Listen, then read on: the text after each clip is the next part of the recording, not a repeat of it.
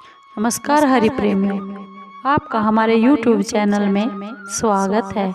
हरि प्रेमियों, कैसे हैं आप? उम्मीद है आप सब अच्छे होंगे।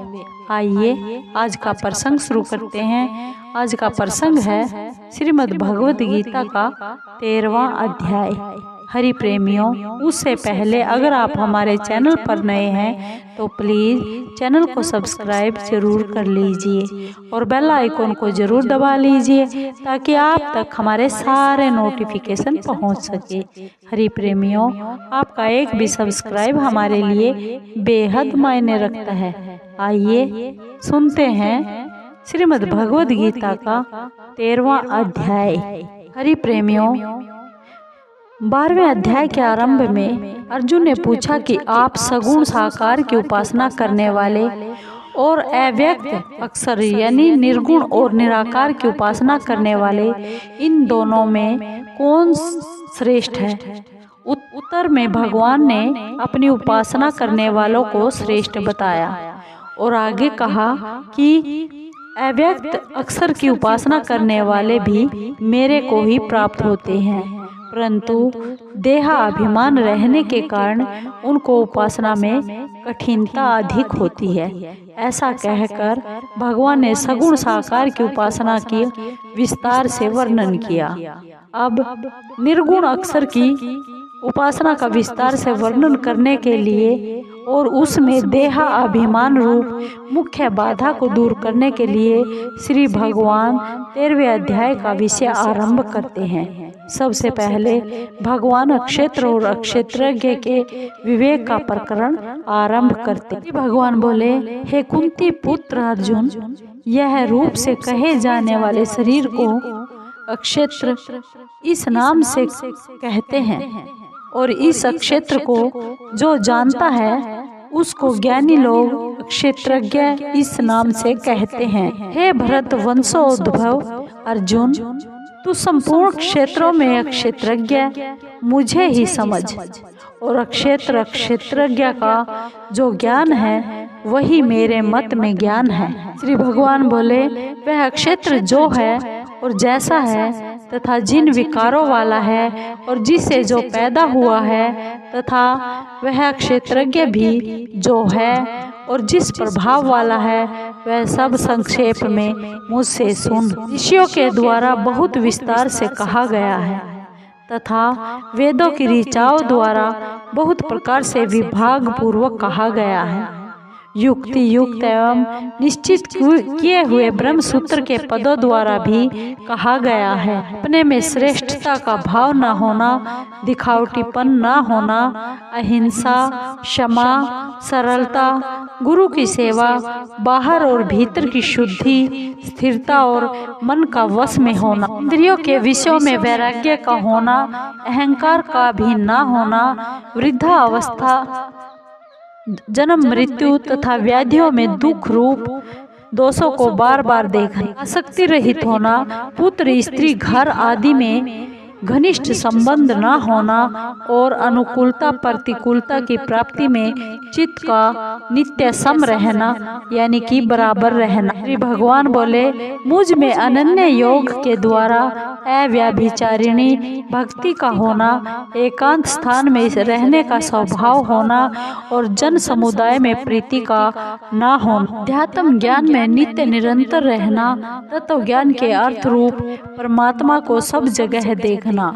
यह 20 साधन समुदाय तो ज्ञान है और जो इसके विपरीत वह अज्ञान है, ऐसा कहा गया है। जो ज्ञेय यानी पूर्वोक्त ज्ञान से जानने योग्य है, उस परमात्म तत्व को मैं अच्छी तरह से कहूँगा, जिसको जानकर मनुष्य अमरता का अनुभव कर लेता है।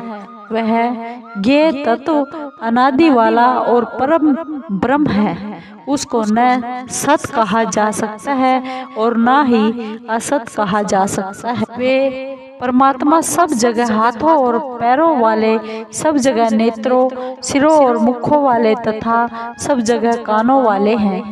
संसार में सबको व्यापक करके स्थित हैं। श्री भगवान फिर बोले, वे परमात्मा संपूर्ण इंद्रियों से रहित हैं और संपूर्ण इंद्रियों के विषयों को प्रकाशित करने वाले हैं, आसक्ति रहित हैं और संपूर्ण संसार का भरण पोषण करने वाले हैं तथा गुणों से रहित हैं और संपूर्ण गुणों के भोक्ता हैं। वे परमात्मा संपूर्ण प्राणियों के बाहर और भीतर परिपूर्ण हैं और चर अचर प्राणियों के रूप में भी वे ही हैं एवं दूर से दूर तथा नजदीक से नजदीक भी वे ही हैं और वे अत्यंत सूक्ष्म होने से जानने में नहीं आते। भगवान फिर बोले, वे परमात्मा स्वयं विभाग रहित होते हुए भी संपूर्ण प्राणियों में विभक्त की तरह स्थित है और वे जानने योग्य है। परमात्मा ही संपूर्ण प्राणियों को उत्पन्न करने वाले तथा उनका भरण पोषण करने वाले और संहार करने वाले हैं। वे परमात्मा संपूर्ण ज्योतियों के भी ज्योति और अज्ञान से अत्यंत परे कहे गए हैं। वे ज्ञान स्वरूप जानने योग्य, ज्ञान से प्राप्त करने योग्य और सबके हृदय में विराजमान हैं। इस प्रकार क्षेत्र तथा ज्ञान और ज्ञेय को संक्षेप से कहा गया है। मेरा भक्त इसको तत्व से जानकर मेरे भाव को प्राप्त हो जाता है। प्रकृति और पुरुष दोनों को ही तुम अनादि समझो और विकारों को तथा गुणों को भी प्रकृति से ही उत्पन्न समझो। कार्य और करण के द्वारा होने वाली क्रियाओं को उत्पन्न करने में प्रकृति हेतु कही जाती है और सुख दुखों के भोक्तापन में पुरुष हेतु कहा जाता है। प्रकृति में स्थित पुरुष जीव ही प्रकृति जन्य गुणों का भोक्ता बनता है और गुणों का संग ही इसके ऊंच नीच योनियों में जन्म लेने का कारण बनता है। भगवान कृष्ण फिर बोले, शरीर के साथ संबंध रखने से उपद्रष्टा उसके साथ मिलकर अनुमति देने से अनुमंता, अपने को उसका भरण पोषण करने वाला मानने से भर्ता, उसके संग से सुख दुख भोगने से भोगता और अपने को उसका स्वामी मानने से महेश्वर बन जाता है। परंतु स्वरूप से यह पुरुष परमात्मा इस नाम से कहा जाता है। यह इस देह में रहता हुआ भी देह से पर सर्वथा संबंध रहित ही है। इस प्रकार पुरुष को और गुणों के सहित प्रकृति को जो मनुष्य अलग अलग जानता है, वह सब तरह का बर्ताव करता हुआ भी फिर जन्म नहीं लेता। कई मनुष्य ध्यान योग के द्वारा, कई साख्य योग के द्वारा और कई कर्म योग के द्वारा अपने आप से अपने आप में परमात्म तत्व का अनुभव करते हैं। हे अर्जुन, दूसरे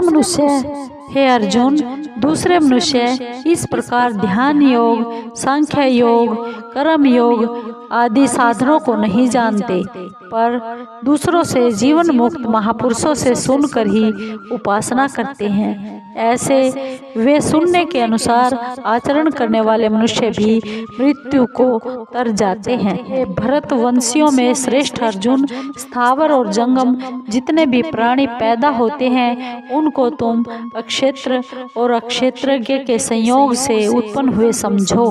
हे अर्जुन, जो नष्ट होते हुए संपूर्ण प्राणियों में परमेश्वर को नाश रहित और सम रूप से स्थित देखता है, वही वास्तव में सही देखता है। हे अर्जुन, क्योंकि सब जगह सम रूप से स्थित ईश्वर को सम रूप से देखने वाला मनुष्य अपने आप से अपनी हिंसा नहीं करता, इसलिए वह परम गति को प्राप्त हो जाता है।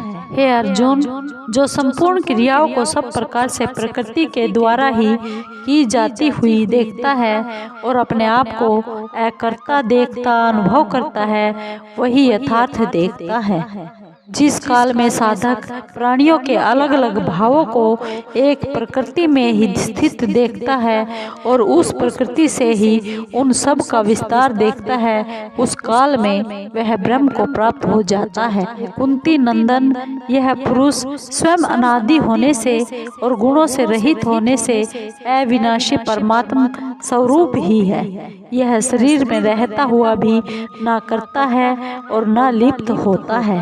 हे अर्जुन, जैसे सब जगह व्यापक आकाश अत्यंत सूक्ष्म होने से कहीं भी लिप्त नहीं होता, ऐसे ही सब जगह परिपूर्ण आत्मा किसी भी देह में लिप्त नहीं होता। हे भरत वंशोद्भव अर्जुन, जैसे एक ही सूर्य इस संपूर्ण संसार को प्रकाशित करता है, ऐसे ही अक्षेत्रज्ञ यानी आत्मा संपूर्ण क्षेत्र को प्रकाशित करता है। हे अर्जुन, इस प्रकार जो ज्ञान रूपी नेत्रों से अक्षेत्र और अक्षेत्रज्ञ के विभाग को तथा कार्य कारण सहित प्रकृति से स्वयं को अलग जानते हैं, वे परमात्मा को प्राप्त हो जाते हैं। हे कुंती नंदन, इस ज्ञान का आश्रय लेकर जो मनुष्य मेरी सधर्मता को प्राप्त हो गए हैं, वे महासर्ग भी पैदा नहीं होते और महाप्रलय में भी व्यथित नहीं होते। हे भरत